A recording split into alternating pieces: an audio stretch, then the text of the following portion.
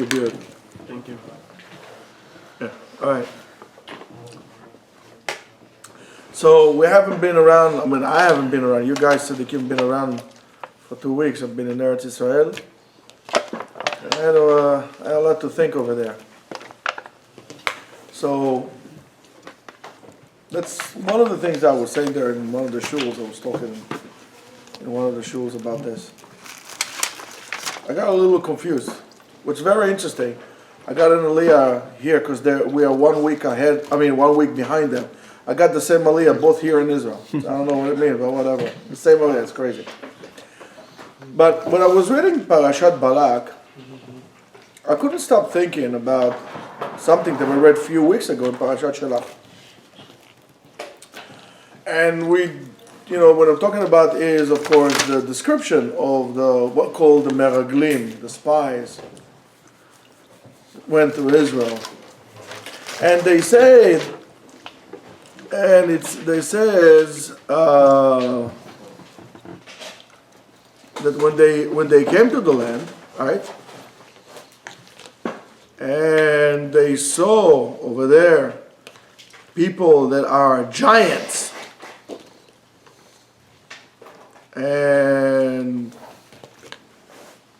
they saw the Amalek there, and they says, "Ve'anashim asher alu imo," the people who went with Caleb says, "Lo nochal la'alot el ha'am ki chazak hu mimenu," because they are so much stronger than us.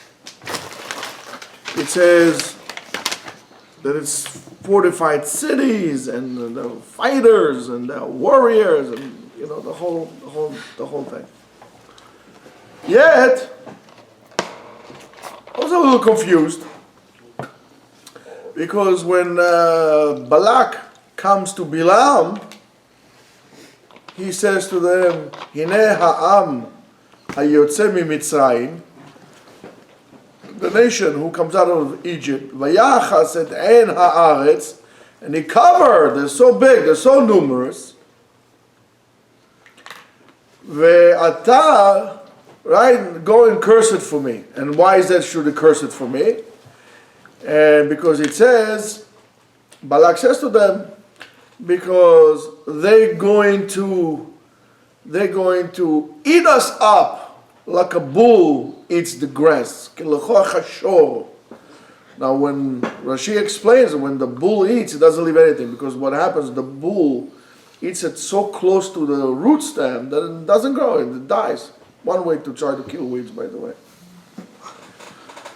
So, let me ask you a question. Who's right? Balak sees the Am Israel, and he says, comes to Bilam, he says, "Please curse them for me, because they're so great, they're so powerful, they're so mighty, there's so many of them. They're going to eat us up." And yet the Meraglim came, and they said, "We can't do it. The people there are stronger than us." So who is right? It's like, let's say, for example, I look at Yonatan, and I said to Yoshua, "Listen, Yonatan, I cannot fight with him. He's so big, he's so strong, I can fight with him." Then Yonatan goes to Yoshua and says, "Oh, this guy, I can't fight with him. He's a big guy, right?" Who is right? Both are right? Both are right. Okay, so let me ask you something. If both are right, why did the Meraglim, and as a result of that, Am Yisrael also got punished? Why did they get punished? Am Yisrael says, "We saw them and we were like grasshoppers in their eyes." Right? And the other one says, it's going to cover, they're covering the land, the masses. Who's right? One of them has to be wrong. Is it possible? Maybe one of them was wrong, or both of them were right. If both are right, fine. As you said, Moshe, both are right. Why did the Meraglim get punished? Why did Am Yisrael get punished? So you see, when it comes to perception in the person's eyes, There's no such thing as right or wrong. That's what I see. What can I tell you? Almost like, for example, we say, al ta'am ve'al reach and ma litvakeach. On a matter of taste and flavor, there's nothing to argue. He likes, fried rice. I like fried rice. I don't know. I like regular rice. He likes this perfume. I don't like this perfume. He likes meat. I don't like meat. There's not right or wrong. When I look at something and he looks at something, we see two different things. There's no right and wrong. This is my perception of that. Do you agree with me? So if this is the perception, why did we get punished? So you have to understand that it really comes to the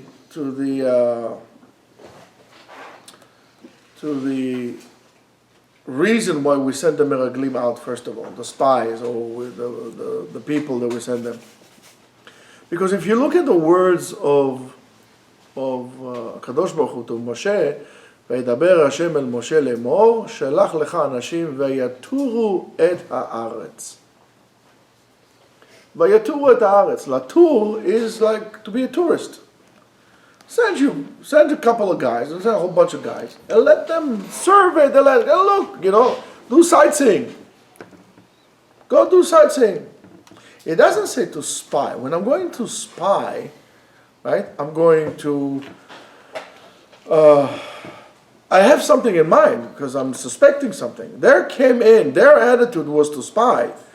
They were supposed to tour the land to see how great it was and so on and so forth.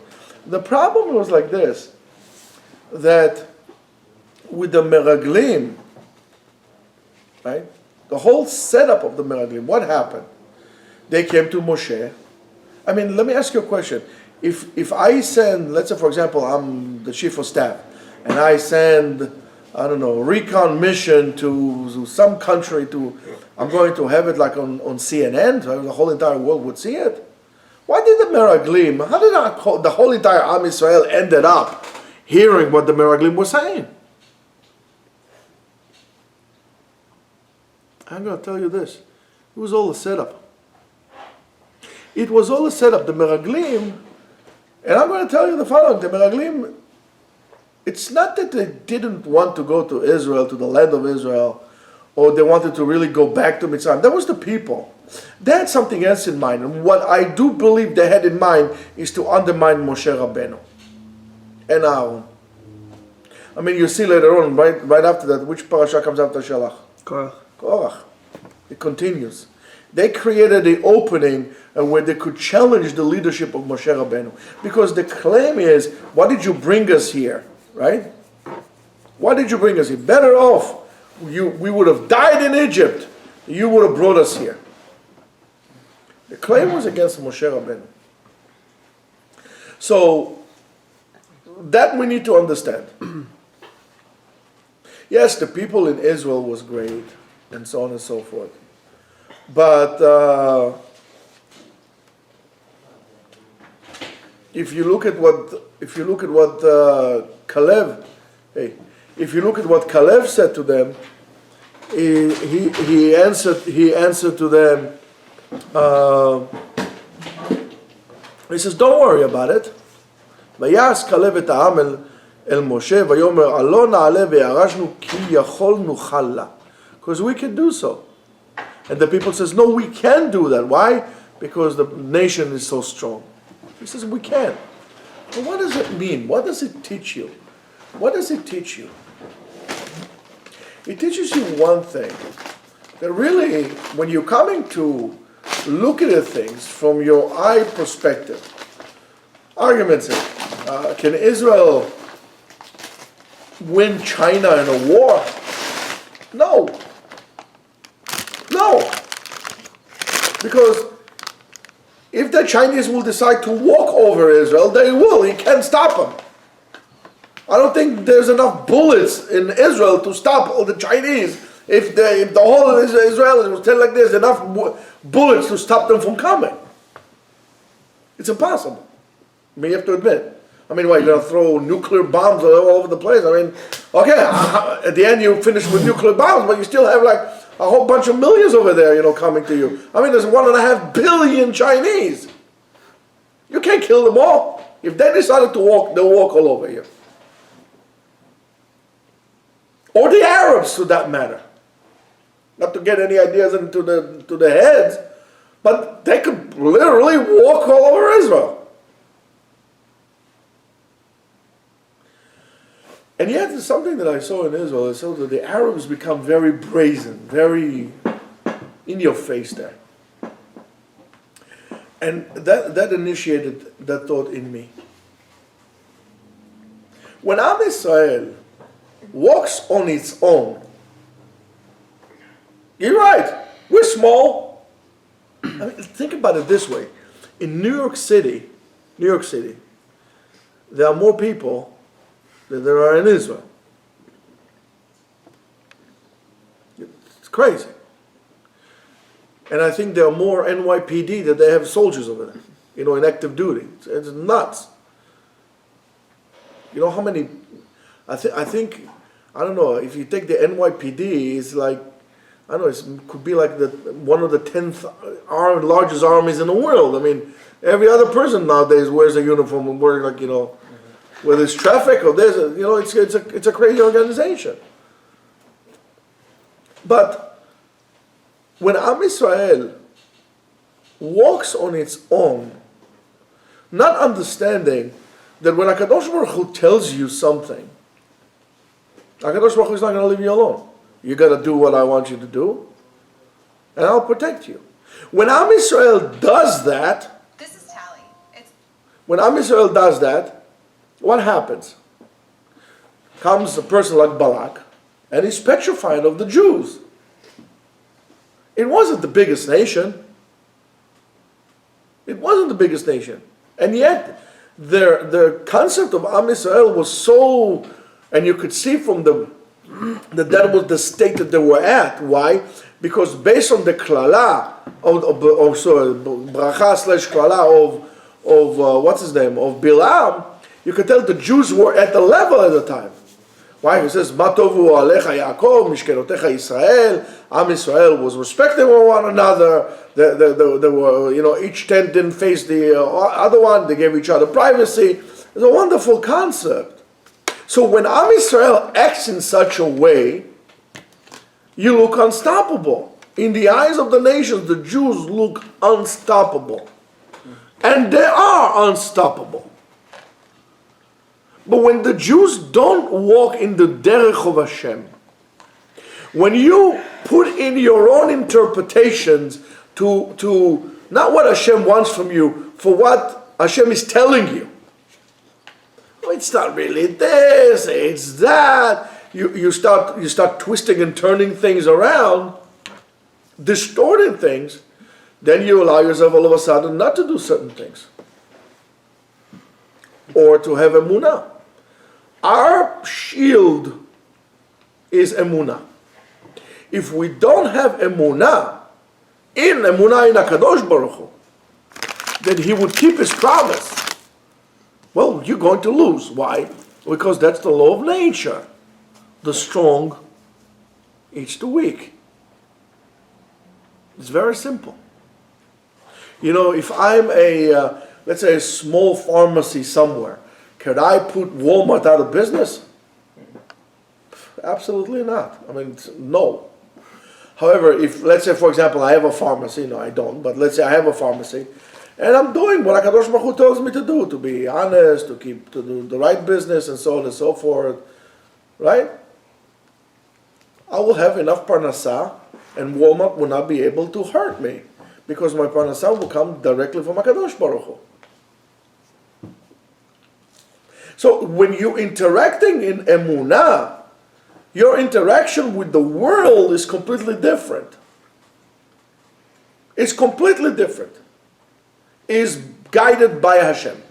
When you acted not by emunah, well, it goes by the laws of nature, and you're going to be eaten up. And you're right. When Am Yisrael did not have emunah, as it came from the leaders, and you see, as they say, the fish stinks from its head. the leaders cried, and then the people were ready to pack to go back to Mitzrayim. What are you thinking? To go back to Egypt? What are you, nuts? You're out of your mind. But the situation was not based on emunah. And we need to be very, very careful when we look at things certain ways and we do things, and that's why we should not allow anybody, and it's very popular, there are many people who give lectures, they are the doom and gloom, lecturers. They get people by scaring them, whatever. That's absolutely, that's wrong, and I'll tell you why it's wrong. Because it teaches you not to have emunah. You can't believe in God out of lack of emunah, because it's an oxymoron. You have to believe in God. You can't believe in God because you don't want to believe in God. Because your whole initiation of your act is not based on emunah. You have to believe. So therefore, if somebody's trying to scare you and so on and so forth, say, Habibi, must speak. I have a mother-in-law, she's scary as it is. Don't scare me, do me a favor, it's okay, I don't want to hear this. Tell me something positive that will enhance my emunah, not put the fear in me, because if there's no hope whatsoever, why am I doing what I'm doing? Let me just give up. So we have to be very, very careful for that. And therefore, that's the difference between, they were both right. They were both right. And yet, the Meraglim were wrong. They were both right because they look at things from their eyes.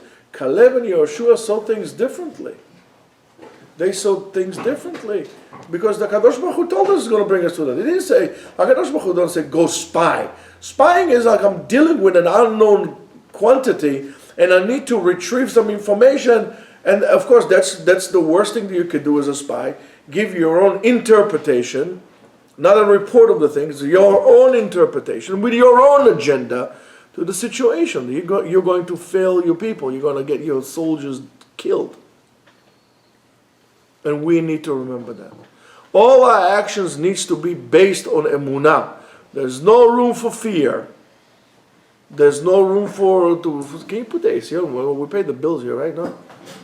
Put the AC on. It's humid. I feel like I'm in Tel Aviv again. All our lives, all our actions need to be based on the concept of emunah. Everything is emunah based. And it's fascinating to me to see mainly Sfaradim in Eretz Israel that are absolutely, they look like, thugs,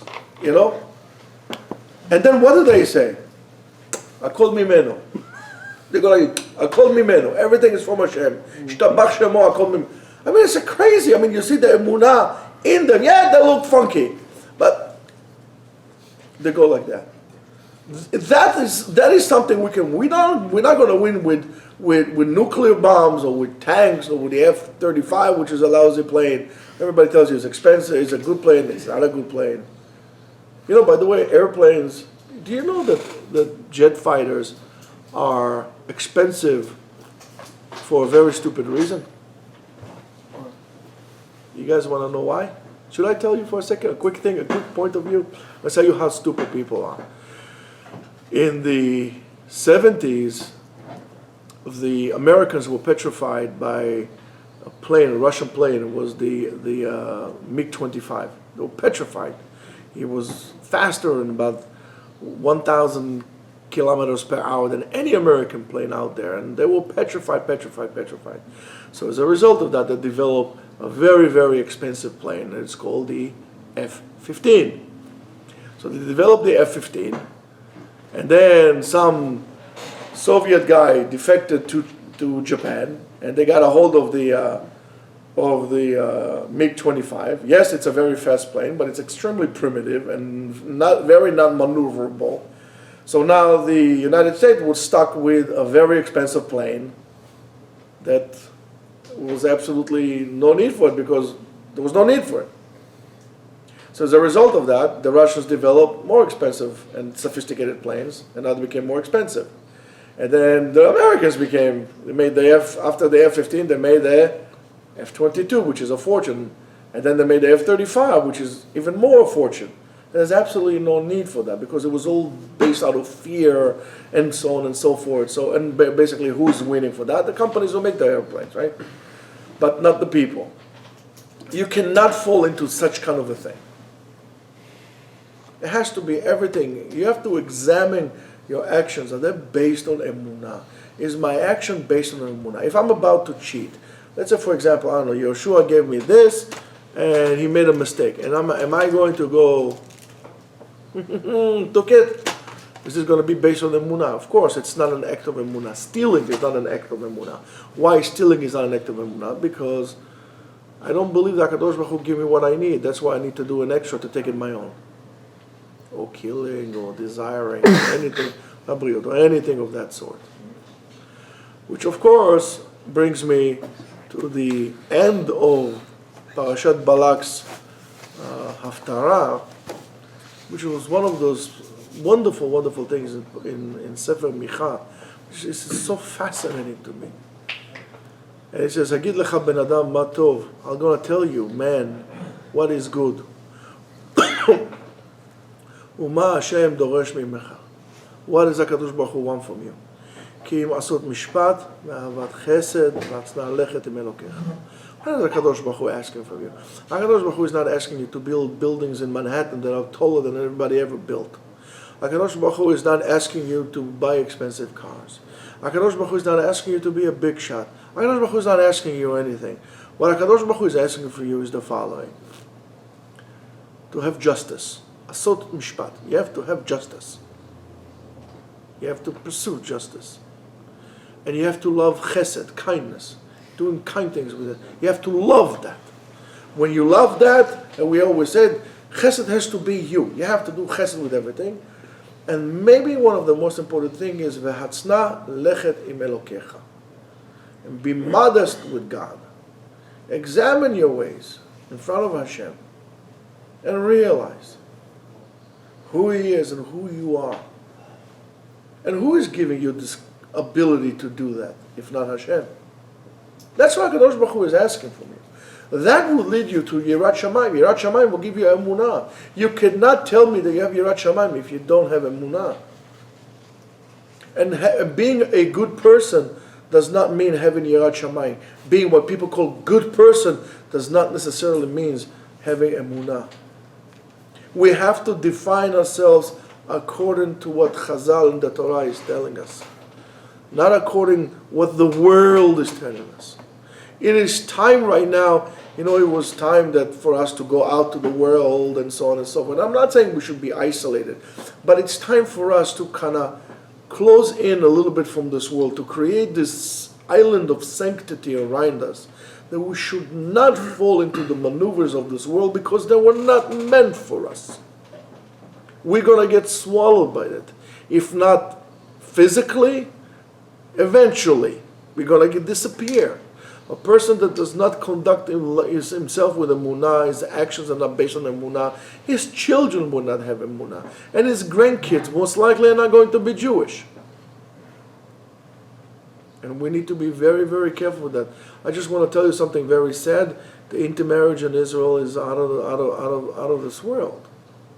Intermarriage in Israel. You have no idea how many Israelis marry Filipino girls or Thai girls in Israel. Who said what? Yeah, right. That's right. That's right. And you know why? Because people didn't want to take care of the parents anymore, so they bring guys from the Philippines not to take care of the parents. You can't take care of your parents, So that's what I want to tell you. You have to examine yourself very, very carefully. And ask yourself, what is the driving power behind your action? Is that emunah and yirat shamayim? Or is what the world is telling you to do? That's what everybody is doing in the world. That's good. That's what everybody's doing in the world. Yes, good. I'm doing the opposite. Because it is not for me to do what the world does. I am a Jew. The bracha, or one of the brachot of Bil'am, is Am levadad yishkon uvagoyim lo yitchashem. A nation that dwells alone and doesn't give a hoot to the nations. Does whatever the heck they want. cares anymore. So what the people, what the nations would say. I mean, I hate to say it, but Ben Gurion was right. Or Golda, one of those guys, you know. So I don't care what the Goyim will say. I care what the Jews will do. You have to do what's good for Am Yisrael, and what's good for Am Yisrael is, first of all, to be Shomer Torah mitzvot, to do all these things and to operate in that way. We'll do it, we'll have a chance. We don't do it, Hashem yirachem aleinu v'al zarenu. So, Rabotai, be very, very careful. Examine and help other people. That's a part of doing chesed. Help other people that struggle with this. Help them with issues of emunah, of atzna lechet im Hashem Elokecha, being modest, looking for justice, doing kindness. Acts of kindness, it's a wonderful thing to do. And v'schut zeh HaKadosh Baruch Hu will have rachamim on us, I hope. And will bring us all safely in His time to Eretz Yisrael. Amen. Amen.